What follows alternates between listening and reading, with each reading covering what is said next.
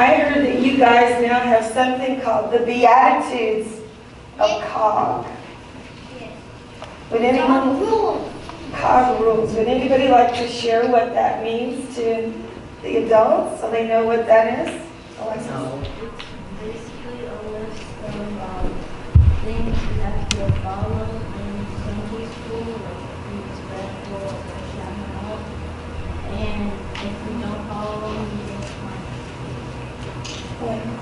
There are consequences, I would say, punishment, right? So you all have come together and created a set of rules and guidelines, kind of like what we talked about last week with the Beatitudes. And what happens if you don't abide by the rules that you have made? Zach? You have to sit with your whoever brought you Whoever brought you to church, so. for the rest of the Yeah. So I think it's cool because in every aspect of your life, there are rules to follow. And we have, particularly as Christians, remember we talked about, we're always talking about how we should behave as Christians. And we also have to hold each other accountable for living and treating each other the way Jesus would want us to. So, that said, this month is Black History Month. Yeah. So, even though there appear to be some elected officials who aren't sure who's alive and who's not, Pastor Terry thought she would do her part to be sure that you guys know a little bit. So, did you know that my dad is a Black Studies professor? He teaches at Knox College in Galesburg. So when I was little, I had to read one book a week by or about a Black person, or I didn't get half of my allowance. Shock. So, I've been knowing a lot of these things since I was probably your age, and so there's no excuse for me not sharing this information. This is a picture of one of America's most famous Black inventors. His name is Garrett A. Morgan. So I'll hold him up so that people can see. Handsome devil, isn't he? Garrett Morgan. He lived in Cleveland. In the 1920s, he had developed something that we call the traffic signal. Yay. He was one of the first people in Cleveland to own an automobile, a car. And he witnessed can you imagine if people had cars and there were no stop signs or traffic signals? Yes. Yes, it would be kind of bad, right? So his invention didn't have lights initially, but it had like little levers that came up, like little wooden signs that would say go, stop, wait. So it was a sort of a three-way thing. Right, kind of like the train signals. And they didn't come down on the road, but it was on a pole, and you would see you're facing you, it would either say go, stop, or wait. And so different levers, and eventually somebody refined that, and once they had electricity, it turned into, not electricity, but it turned into two lights that we have today. So, Garrett A. Morgan, let's say that together. Garrett A. Morgan, and what's his most famous invention? The stoplight.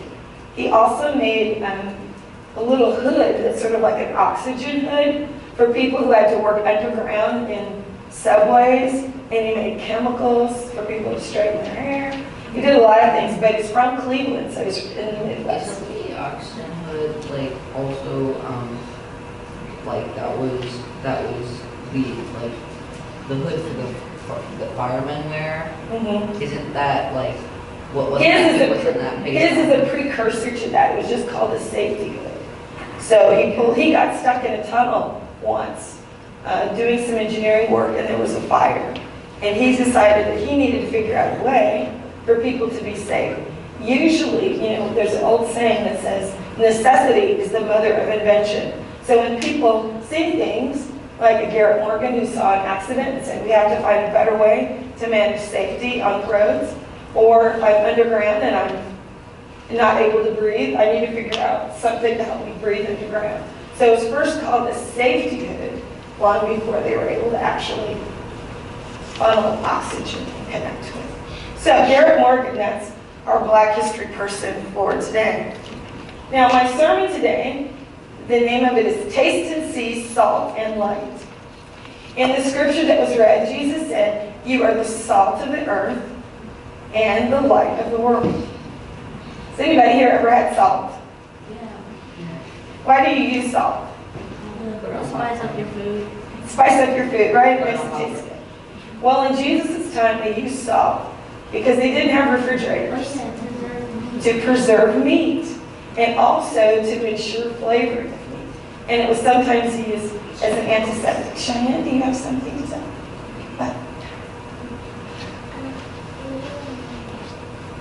What did she say?